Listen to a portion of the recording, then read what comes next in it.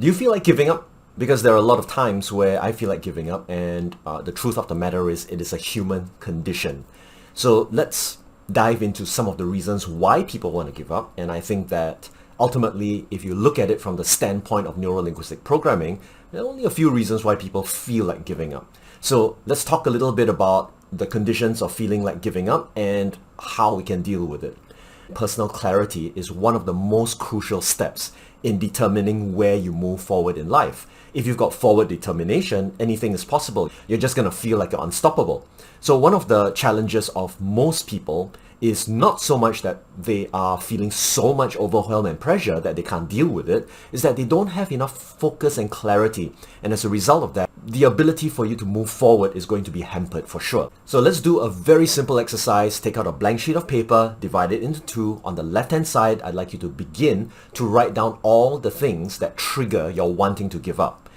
It could be someone criticizing you, it could be your boss's face when you don't do something up to his expectation, or whatever. So make a list of all of those things that make you feel like wanting to give up. On the other hand, once you're done with the left-hand column, write down on the right-hand column, make a list of all the things which keep you moving forward. Something that, in spite of difficult moments, makes you feel like it's well worth it, it's meaningful enough, it's purposeful enough, and make a list.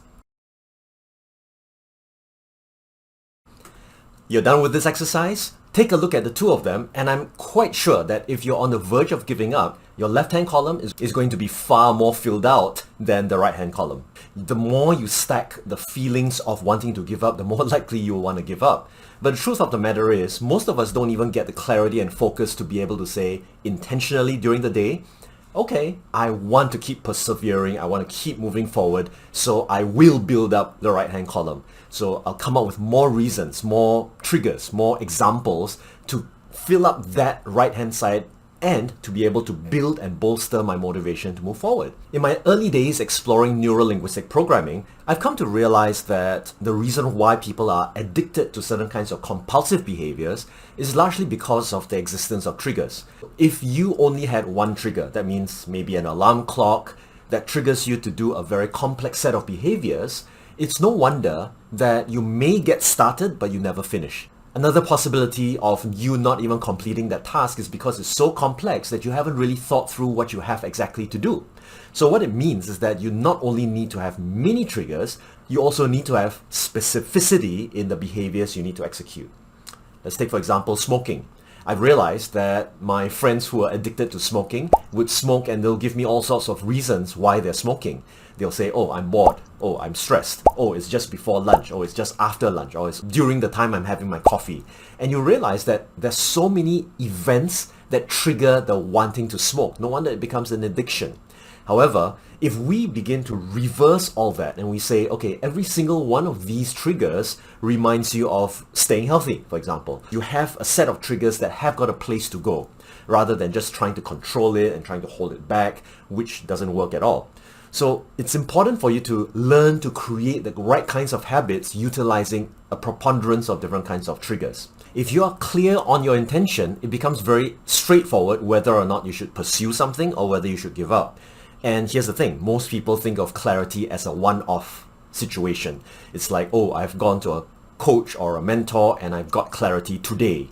But the truth is, you're going to have moments of blur, haziness, and out of focus situations where you just need to get more balanced and aligned. And I'm talking about that not just in terms of the actions that you take, but your entire mental frame. And that's why I love neuro-linguistic programming so much. You get into the right level of alignment, you get into congruency, so that that sense of focus is going to come back anytime you design it. However, most people give up because they don't have that clarity, and it tells me you don't have feedback. That's one of the only reasons why you ought to get coaches in order to dig deeper on the inside in order to draw out clarity on the outside. So the next thing is there's some people who've got a high amount of stress, but then they've got an even higher level of energy to cope with that stress. So guess what? They are now able to get into a mode where they can deal with those challenges, and sometimes they can feel really good about it. But the problem with most people is that they've got a high level of stress, but they don't have the right levels of energy to match up to that. So obviously you can tell that it's easy to give up when your energies are low, when your chips are down, giving up is always the most viable option. However, it also means you don't know how to bring your chips up. You don't know how to recharge your energy. To be highly effective in your own neural programming, you need to have the right kinds of tools. So I highly recommend the use of neuro-linguistic programming, which I absolutely adore. It's such a fantastic body of knowledge that has helped me to move forward in my life, in my moments of disappointment, in the periods of time where I felt like giving up. This is where I began to build up the motivation and the inner drive so that I'll be able to conquer that challenge ahead. So I have an analogy called the Ascension Analogy. If you're riding a bike upslope, you'll realize that there are three key parts. Number one, gravity and inertia, which is dragging you down. Parallel would be to the amount of stress or challenge that you're facing in your life. Number two, the machine, the tool that's enabling you to climb that mountain. Number three, the individual who is on that machine. So here's the thing. If you're going up slope and if you don't have the strength to overcome the forces that are against you, then you can either have a better tool or you can have a better human. It's always better to build a better human. And that only comes from a shift of your own personal mindset. Are you clear? Do you know where exactly you want to go? Is climbing this mountain going to be worthwhile and purposeful for you in the first place? Because if it's not, then why bother actually bringing that tool? Yes, the tool can make it easier so that you can shift your gears and climb that mountain a little bit better. But I can tell you this, with the right level of grit, you don't need an expensive tool. You just need something very basic, and with all that grit and determination, begin to climb that mountain effectively. So in those three forces, if you're intending to give up, most likely it's got nothing to do with the tool, it's got nothing to do with the circumstances, it's almost certainly got to do with your mindset. Now, am I saying that there are no situations where you ever want to give up? That's not true. I mean, think about traders, for example. They know exactly when to have a stop loss. So whenever that triggers, they have already intentionally and with great clarity calculated that level, and they get out of the market as quickly as they can once that signal goes off. So likewise, you need to have your own personal triggers so that you can stop the behaviors that you should not be doing.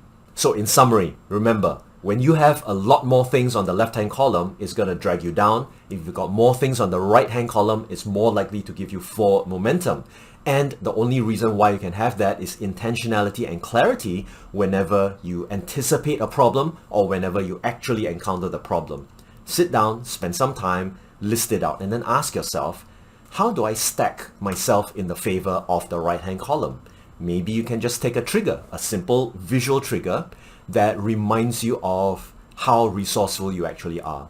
Maybe a photograph, maybe a slideshow, maybe even a certain MP3 that helps you to trigger the emotions within you. Whatever the case, the more of such triggers, the more likely you will view your goal or outcome as possible, doable, and actionable. So if you feel that you want to have a more personalized approach towards learning neuro-linguistic programming, click on the link down below and let's have a conversation. In the meanwhile, I hope this has been beneficial to you. If you know people who are on the verge of giving up, send them this link and let them benefit from this information that we're curating free of charge. In the meanwhile, ask me any questions down in the comments below and I will see you in the next video.